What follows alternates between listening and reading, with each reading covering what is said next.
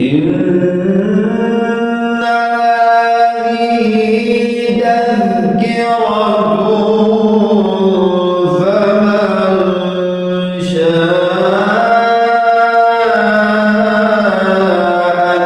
اتخذ إلى ربه سبيلا إن ربك يعلم أنك تقوم أدنى من ثلثي الليل ونصفه وثلثه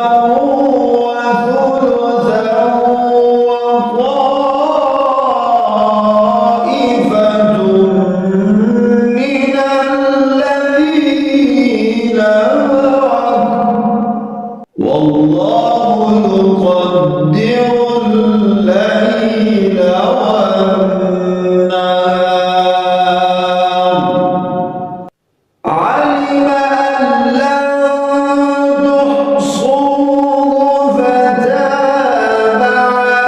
عليكم فاقرؤوا ما تيسر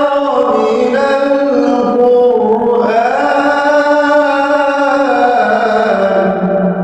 علم أن سيكون منكم مرضى وآخرون يضربون في الأرض يبتغون من فضل الله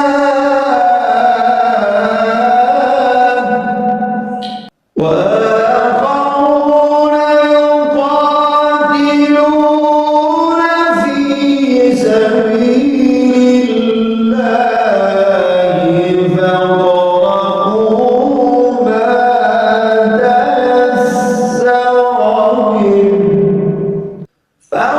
فاقرؤوا ما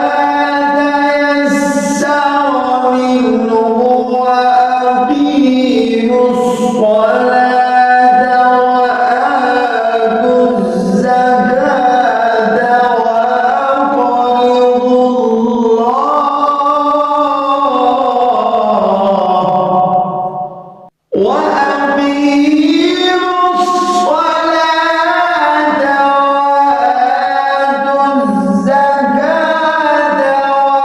وأقرضوا الله قرضا حسنا وما تقدموا لأنفسكم من خير تجدوه عند الله هو